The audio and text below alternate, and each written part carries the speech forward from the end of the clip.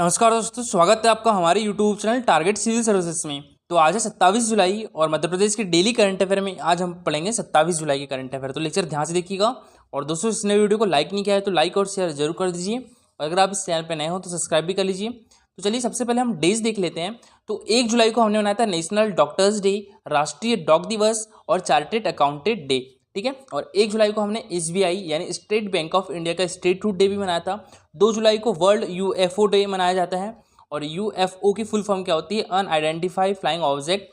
4 जुलाई को क्या मनाया जाता है? USA का स्वतंत्रता दिवस। 6 जुलाई को वर्ल्ड जूनोसिस डे। 11 जुलाई को विश्व जनसंख्या दिवस। 12 जुलाई को विश्व मलाला दिवस, ठीक है। और 18 जुलाई को अंतर्राष्ट्रीय नेल्सन मंडेला डे और 20 जुलाई को इंटरनेशनल चेस डे और 22 जुलाई को नेशनल फ्लैग एडॉप्शन डे और 23 जुलाई को चंद्रशेखर आज़ाद जी की जयंती थी और 26 जुलाई को हमने मनाया था कारगिल विजय दिवस। और देखिए दोस्तों, लेक्चर स्टार्ट करने से पहले मैं आपको बता दूं, ये है हमारा टेलीग्राम चैनल। इस पर डेली 20 क्वेश्चन का क्विज होता है जिसमें जो 10 क्वेश्चन रहते हैं वो MPGK से रहते हैं जो कि प्रीवियस ईयर एग्जाम में पूछे भी जा चुके हैं।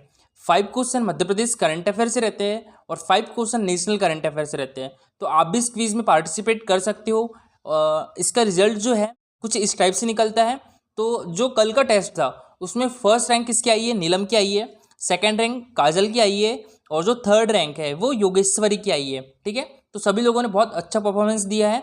तो आप भी इस क्विज में पार्टिसिपेट कर सकते हो। टेलीग्राम चैनल की लिंक आपको हमारे वीडियो के डिस्क्रिप्शन बॉक्स में मिल जाएगी। चलिए दोस्तों, सबसे पहले कर रहे थे हमने जो कल करंट अफेयर पढ़े थे उसका रिवीजन, उसके बाद हम स्टार्ट करेंगे आज के करंट अफेयर। तो कल के करंट अफेयर में पहला क्वेश्चन था हमारा सूक्ष्म लघु एवं मध्यम उद्योग, इसके मंत्री कौन है? तो इसके मंत्री है ओम प्रकाश सकलेचा, ठीक है। तो इसके क्षेत्र में नई संभावनाएं तलाशने के लिए कौन सा संस्थान मध्य प्रदेश में अध्ययन करेगा? तो ये कौन सा संस्थान करेगा? IIE अहमदाबाद, ठीक है। और IIE की फुल फॉर्म क्या होती है? Indian institute of entrepreneurship Ahmedabad. Next question था हमारा, देश का पहला मैट्स रिसाइकलिंग अभियान की शुरुआत हमारे मध्य प्रदेश के किस जिले से की जाएगी? तो ये हमारे मध्य प्रदेश की राजधानी भोपाल से की जाएगी। तो इसका आंसर क्या हो गया था? Option number B. Next question था हमारा, खंडवा जिले के पुनासा ब्लॉक के ओमकारेश्वर में किसके सहयोग से स्वयं सिद्धा ग्रामीण मार्ट का शुभारंभ हुआ है? तो ये किसके सहयोग से हुआ है? ये नाबार्ड के सहयोग से हुआ है, ठीक है। और इसका शुभारंभ किसके द्वारा किया गया है? तो ये नाबार्ड के जो चेयरमैन है डॉक्टर GR चिंताला, इनके द्वारा किया गया है और यह डॉक्टर GR चिंताला। अच्छा, ओमकारेश्वर हमारे मध्य प्रदेश के किस डिस्ट्रिक्ट में आता है? तो ये खंडवा डिस्ट्रिक्ट में आता है। नेक्स्ट क्वेश्चन था हमारा, किस राज्य की सरकार के द्वारा जो आदिवासी समाज है उनकी आर्थिक स्थिति सुधारने के लिए देवारण्य योजना शुरू करेगी? ये की जाएगी हमारे मध्य प्रदेश सरकार के द्वारा, ठीक है।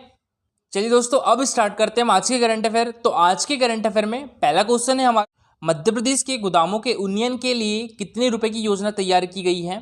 तो ये 225 करोड़ रुपए की, ठीक है। तो इसका आंसर क्या हो जाएगा? Option number B. अच्छा, हमारे मध्य प्रदेश के खाद्य एवं नागरिक आपूर्ति एवं उपभोक्ता संरक्षण मंत्री कौन है? बिसाहू लाल सिंह। तो इनके द्वारा बताया गया है कि हमारे मध्य प्रदेश के गोदामों के उन्नयन के लिए 225 करोड़ रुपए की योजना तैयार की गई है और निःशुल्क राशन वितरण के अंतर्गत सूची में 55 लाख लोगों को और जोड़ा जा सकता है और इस प्रकार एक जिले से 1 लाख लोगों को निःशुल्क खाद्यान्न वितरण प्रणाली के तहत सूची में जोड़ा जाएगा। मध्य प्रदेश के खाद्य एवं प्रबंध संचालक वेयर हाउसिंग लॉजिस्टिक कॉर्पोरेशन के संचालक कौन है? यह है तरुण पिथौड़े।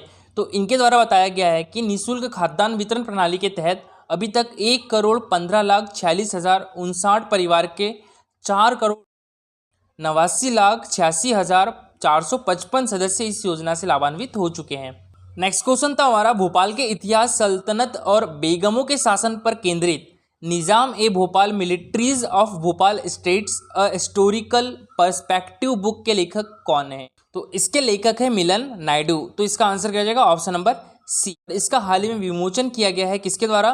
प्रोफेसर सीमा रायजादा, MM उपाध्याय और CP मोहंते के द्वारा, ठीक है। तो देखिए, भोपाल के इतिहास, सल्तनत और बेगमों के शासन पर केंद्रित निजाम ए Bhopal militaries of Bhopal state a historical perspective book की लॉन्च सेरेमनी हुई है और retired lieutenant general Milan Naidu की इस किताब का विमोचन द्रोणाचल ऑडिटोरियम हुआ है और बुक पर पैनल डिस्कशन में retired IAS MM Upadhyay, club Literati की फाउंडर प्रोफेसर सीमा रायजादा, दैनिक भास्कर के स्टेट एडिटर अवनीश जैन और हिस्टोरियन कलीम अख्तर शामिल हुए हैं और कार्यक्रम में मुख्य अतिथि chief army staff lieutenant general CP Mohanty थे।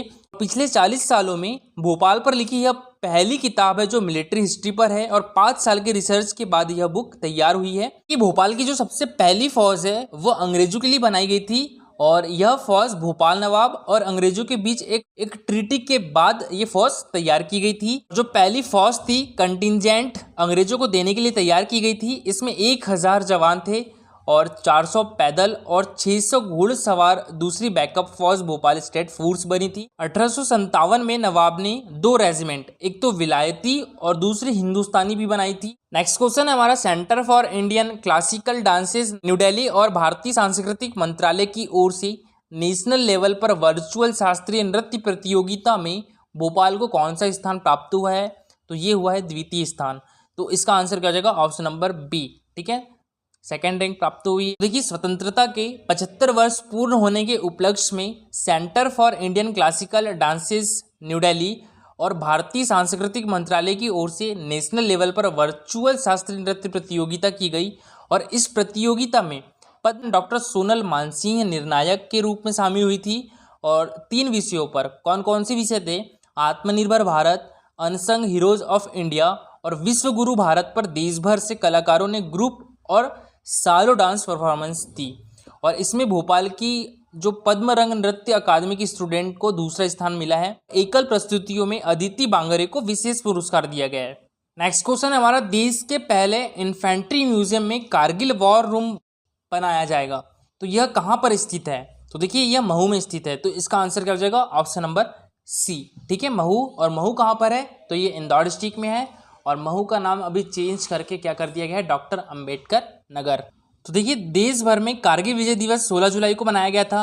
सैन्य छावनी महू में कारगिल युद्ध से जुड़ी वीर गाथाओं संजोने के लिए अनूठा वॉर रूम बनाया जा रहा है।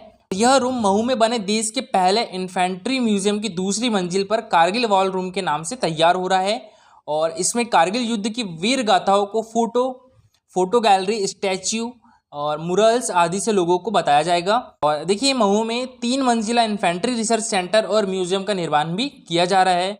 और कारगिल वार रूम में Dras operation, operation in Kaksar, operation in Batalik, operation in Turtuk व फाइल बैटल और पाकिस्तान के विड्रा करने आदि की जानकारियों को मुरल्स व स्टैच्यू के माध्यम से दिखाया जाएगा।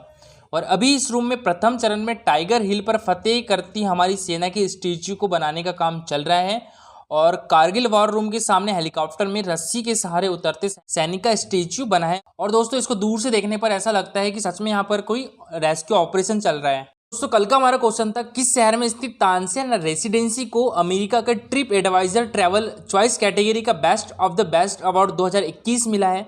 तो ये किस शहर में है? ये ग्वालियर शहर में है। तो इसका आंसर क्या हो जाएगा? Option number A. ठीक है, ग्वालियर शहर। और दोस्तों, सभी लोगों ने बहुत अच्छा आंसर किया है और आज का तो सबसे अच्छा आंसर किया है एक ओम प्रकाश यादव और रीना, दोनों ने बहुत अच्छा आंसर किया है। तो देखिए, रीना के द्वारा बताया गया है कि मध्य प्रदेश राज्य पर्यटन विकास निगम की 12 इकाइयों को वर्ष 2021 के लिए TripAdvisor annual travels award निगम की ग्वालियर स्थित इकाई तानसेन रेसिडेंटी को TripAdvisor travel choice category का best of the best award 2021 मिला है। और ओम प्रकाश ने ग्वालियर शहर की जानकारी देते हुए बताया है कि ग्वालियर में संगीत के महान सम्राट तानसेन का मकबरा स्थित है और मोहम्मद गौस का मकबरा ग्वालियर में स्थित है। ग्वालियर के किलों का जिब्राल्टर भी कहा जाता है। ग्वालियर में कौन कौन से पर्यटन स्थल स्थित है? गुजरी महल है, सास बहू का मंदिर है, तेली का मंदिर है, मान मंदिर है। और ग्वालियर में सिंधिया घराने का निवास स्थान लालबाग पैलेस में स्थित है। प्रदेश आलू संस्थान का केंद्र कहाँ पर है? तो ये भी ग्वालियर में है। और मध्य प्रदेश पटवारी प्रशिक्षण केंद्र कहाँ पर है? ये भी ग्वालियर में है। और मध्य प्रदेश का पहला राजमाता कृषि विश्वविद्यालय, इसकी स्थापना 2007 में हुई थी, ये भी कहाँ पर है? ये ग्वालियर में है। और हमारे मध्य प्रदेश का जो हाई कोर्ट है वो कहाँ पर है? जबलपुर में है।